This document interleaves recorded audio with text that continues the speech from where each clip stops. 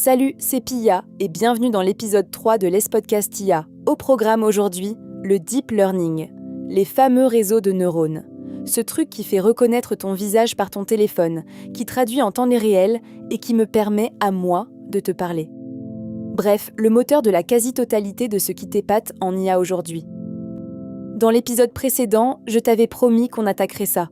On y est, et je te préviens, c'est l'épisode le plus technique jusqu'ici. Mais promis, je garde ça digeste. Pas de maths qui piquent, que des images. Reprenons depuis nos poupées russes. L'IA, c'est la grande poupée. Le machine learning, la poupée du milieu. Et le deep learning, c'est la plus petite, tout au fond. Du machine learning qui utilise des réseaux de neurones empilés sur plein de couches. Aujourd'hui, on ouvre cette dernière poupée. Commençons par la brique de base, le neurone artificiel. Et tout de suite, je casse le mythe.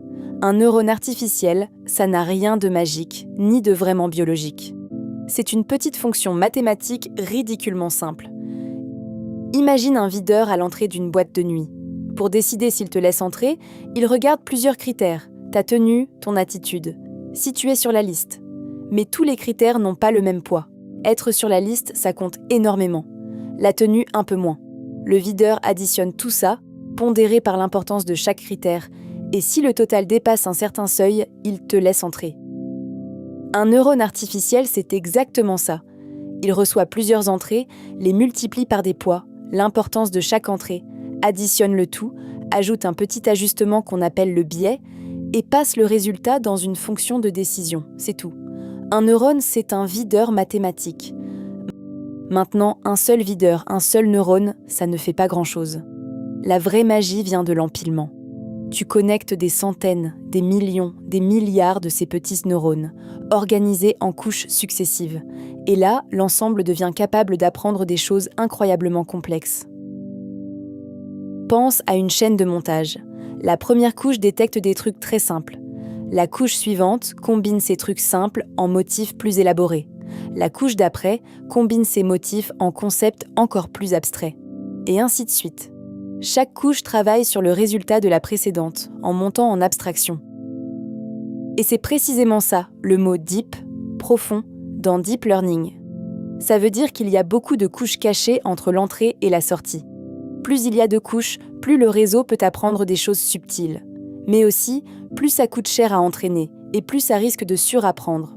Tout est histoire d'équilibre, comme toujours en IA. Bon, mais comment un réseau apprend, concrètement ? Là, je te présente le concept le plus important de tout l'épisode, la backpropagation, la rétropropagation en français. Voilà comment ça marche. On montre un exemple au réseau. L'information traverse toutes les couches et le réseau crache une prédiction. On appelle ça la passe avant. Ensuite, on compare cette prédiction à la bonne réponse et on mesure à quel point le réseau s'est trompé. Et maintenant, le génie du truc. Le réseau remonte son erreur en sens inverse, couche par couche, et calcule pour chacun de ces milliards de poids dans quelle direction l'ajuster pour réduire l'erreur. Puis il fait un tout petit pas dans cette direction, et il recommence. Des millions de fois. C'est exactement comme un élève qui révise ses erreurs après un contrôle. Il regarde ce qu'il a raté, comprend pourquoi, et ajuste sa méthode pour la fois suivante. Sauf que le réseau, lui, le fait des millions de fois, sur des millions d'exemples, sans jamais se décourager ni réclamer une pause goûter. Petit détail amusant, cette technique, la backpropagation, n'a rien de nouveau. Elle a été popularisée dans les années 1980, elle a juste dû attendre 40 ans qu'on ait assez de données et de puissance de calcul pour révéler tout son potentiel. On y revient dans 2 minutes. Maintenant, parlons des grandes familles d'architecture, parce qu'un réseau de neurones, ça peut prendre plusieurs formes, selon ce qu'on veut lui faire faire. La forme la plus basique, c'est le réseau entièrement connecté, où chaque neurone d'une couche parle à tous les neurones de la couche suivante. Polyvalent, mais pas très malin sur des données structurées comme les images. C'est la fondation. On a fait beaucoup mieux pour des tâches précises. Pour les images, justement, on a inventé les réseaux convolutifs, les CNN. L'idée géniale, au lieu de traiter chaque pixel isolément, on fait glisser des petits filtres sur l'image qui détectent des motifs locaux. Les premières couches repèrent des bords, des contours. Les suivantes assemblent ces bords en formes. Les dernières assemblent les formes en objets entiers. Un œil, une roue, un visage. C'est exactement comme ta propre vision. Quand tu regardes une photo, ton cerveau ne traite pas chaque point lumineux séparément. Il détecte d'abord des contours, puis des formes, puis reconnaît « Ah, c'est un chat ?» Les CNN font pareil. C'est grâce à eux qu'on a la reconnaissance faciale, l'imagerie médicale qui repère des tumeurs ou le contrôle qualité dans les usines. Pour les séquences maintenant, du texte, de la parole, des séries de chiffres dans le temps, on a longtemps utilisé les réseaux récurrents, les RNN, et leur version améliorée, les LSTM. Leur particularité, ils gardent une mémoire de ce qu'ils ont vu avant, qu'ils mettent à jour au fur et à mesure. C'est comme toi quand tu lis une phrase. Pour comprendre la fin, tu dois te souvenir du début. Si je te dis « le chat que j'ai adopté la semaine dernière est adorable », quand tu arrives à « adorable », tu sais que ça qualifie le chat, pas la semaine. Les RNN essaient de faire ça. Le souci, c'est qu'ils ont une mémoire courte et qu'ils sont lents à entraîner, parce qu'ils traitent les mots un par un dans l'ordre. Et puis, en 2017, tout a changé. Google publie un article au titre devenu légendaire. « Attention is all you need », l'attention suffit. Et ça invente l'architecture Transformer. Celle qui fait tourner absolument tout ce qui te parle aujourd'hui. Moi, ChatGPT, Claude, Gemini, tous. Le coup de génie, c'est le mécanisme d'attention. Au lieu de lire les mots un par un comme les RNN, le Transformer regarde tous les mots d'un coup. Et pour chaque mot, il décide instantanément quels autres mots comptent pour le comprendre. Imagine que tu es à un dîner bruyant, avec 10 conversations en même temps.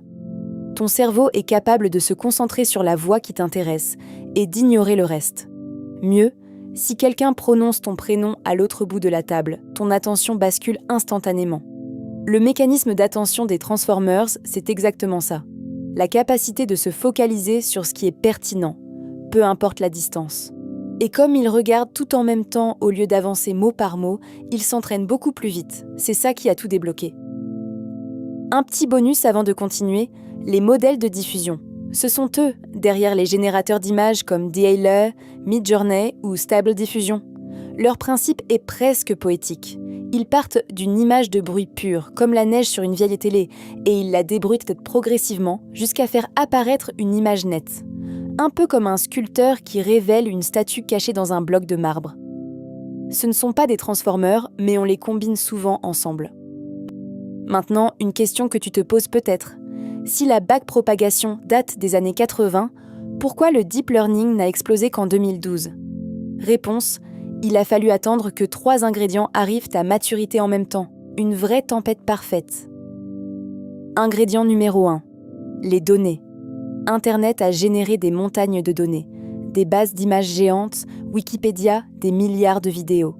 Or, un réseau de neurones, c'est un ogre affamé. Sans énormément de données, il n'apprend rien de bon. Ingrédient numéro 2, la puissance de calcul. Et là, surprise, ça vient des jeux vidéo. Les cartes graphiques, les GPU conçues à l'origine pour afficher des explosions dans tes jeux, se trouvent être parfaites pour les calculs massivement parallèles du deep learning. Sans les gamers, l'IA moderne n'existerait peut-être pas. Médite là-dessus. Ingrédient numéro 3, les algorithmes. Quelques avancées astucieuses sur la façon d'entraîner les réseaux ont rendu le tout stable et efficace. Données, calcul, algorithmes. Les 3 réunis en 2012 et boum, la révolution démarre. 2 mots ultra rapides sur les outils, au cas où tu entendrais ces noms. Aujourd'hui, l'immense majorité du deep learning se fait avec PyTorch, développé par Meta, devenu le standard. Tu entendras aussi parler de TensorFlow, de Google, et de Hugging Face, une plateforme qui donne accès à des milliers de modèles déjà entraînés. Mais retiens surtout PyTorch. Et avant de conclure, une précision qui te fera passer pour quelqu'un qui sait.